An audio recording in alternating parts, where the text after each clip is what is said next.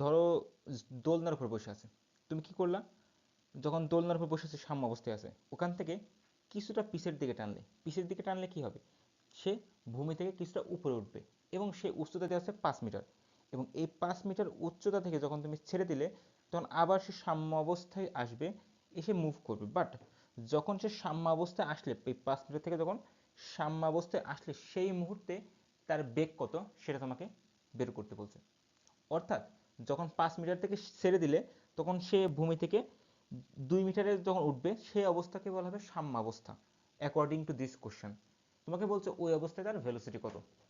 এখন যদি তুমি এই ভেলোসিটিটা বের করতে চাও, তুমি দেখতে পাচ্ছ এটা কি সিম্পল হারমোনিক মোশন বা সরল সঞ্চিত গতি।